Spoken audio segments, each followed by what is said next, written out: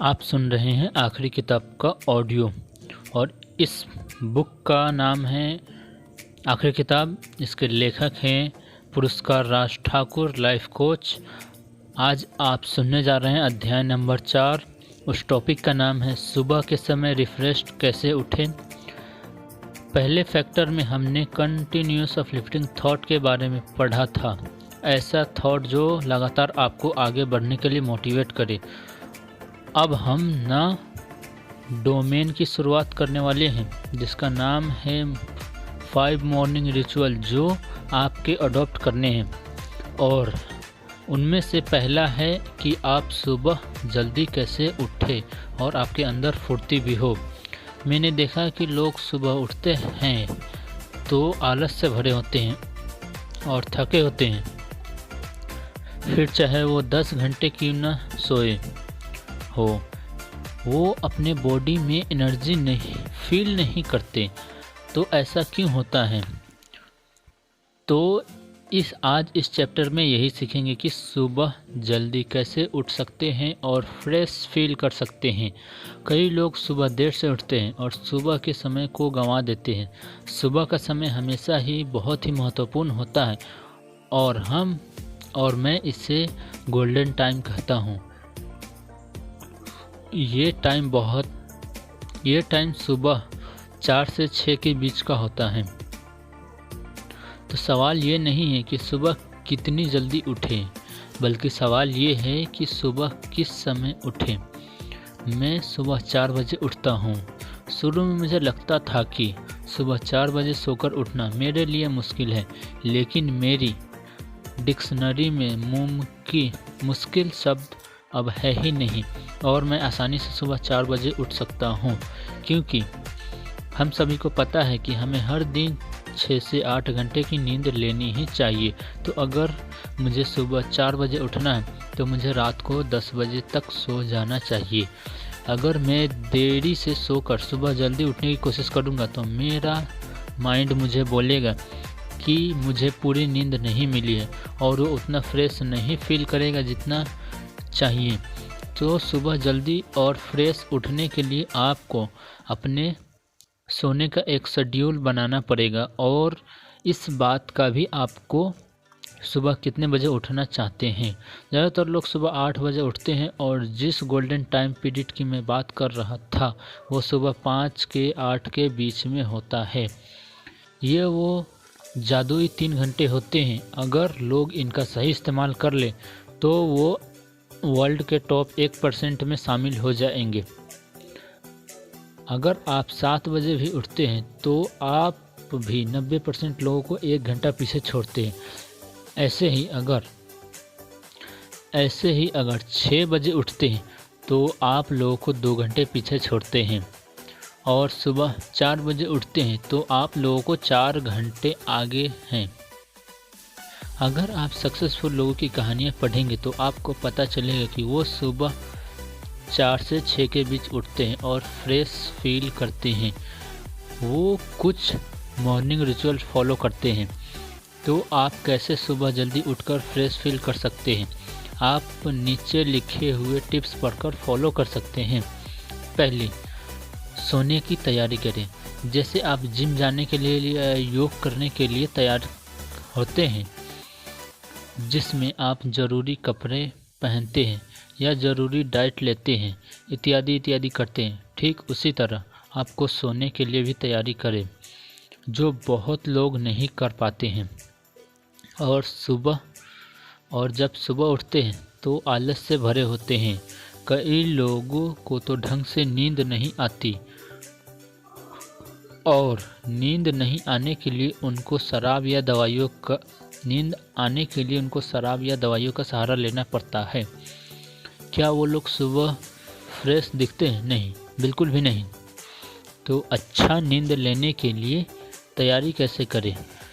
कई सारे लोग ऐसे होते हैं जो ऑफिस से घर आते ही टीवी देखने लगते हैं और उनके दिमाग में सारी चीज़ें स्टोर होने लगती हैं जो अधिकतर नेगेटिव होती हैं और हमारा माइंड उसी तरफ ज़्यादातर जाता है।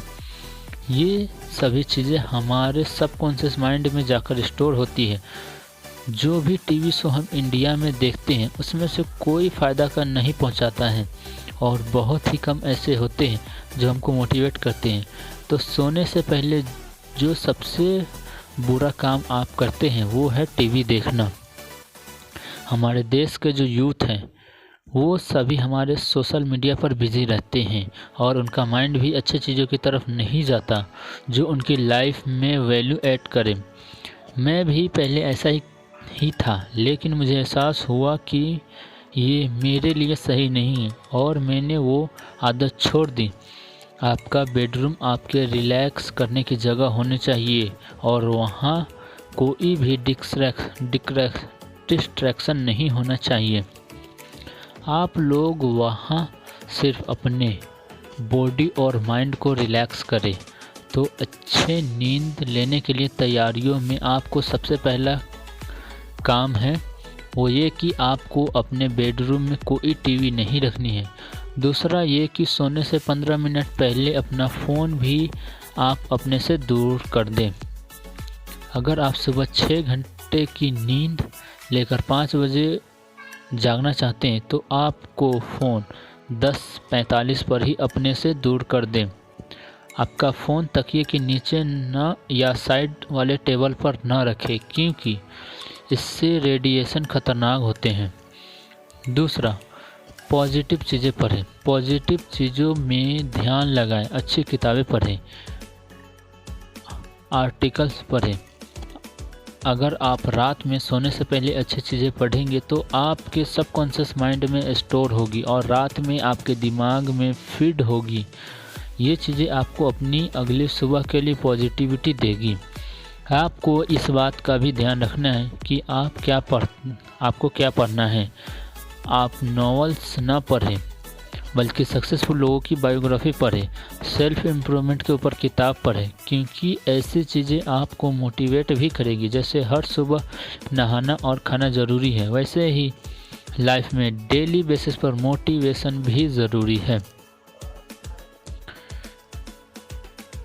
समय पर सो जाएं। अगर मुझे एक बहुत ही ज़रूरी फैमिली फंक्शन अटेंड करना है तो मैं रात को 8 बजे जाकर 9 बजे तक वापस आ जाऊंगा और 9:30 बजे तक सो जाऊंगा क्योंकि मुझे सुबह जल्दी उठना है। अगर मैंने अपनी ये आदत एक बार तोड़ दी, मैं सुबह फ्रेश माइंड से नहीं उठ पाऊंगा और मैं इसके साथ मैं कोई समझौता नहीं कर सकता। तो रात में सोने का एक टाइम फिक्स कर ले और उससे उतनी ही इम्पोर्टेंट दे जितनी आप दूसरी चीज़ों को देते हैं। मोबाइल की लाइट आपके स्लीपिंग पैटर्न को ख़राब करती है और आपको बेवकूफ़ बनाती है कि अभी रात नहीं हुई है। कई लोग ऐसी शिकायत करते हैं कि उनको रात को नींद नहीं आती और अगर आप उनको पूछेंगे कि वो क्या करते हैं तो वो कहेंगे कि अपने फ़ोन पे लगे रहते हैं। तो आप ही बताओ कि जब आपको समझ ही नहीं आएगा कि अब सोना है तो आप कैसे सोएंगे। तो सोने से पहले मोबाइल का इस्तेमाल ना के बराबर करें। अपने वो इंग्लिश में सुना ही होगा कि early to bed easy to rise keep a man healthy wealthy and wise. तो आप सुबह 1 घंटे भी पहले उठते हैं तो आप लोगों से 365 घंटे आगे चल रहे हैं कि लेकिन ये टिक सिर्फ सुबह के लिए ही है। रात में 1 घंटा ज़्यादा जागकर कोई फ़ायदा नहीं है। हो सकता है कि रात को आपको कोई कॉल या मैसेज कर ले, लेकिन सुबह के समय कोई भी डिस्ट्रैक्शन नहीं होती और इंसान शांति से अपना काम कर सकता है।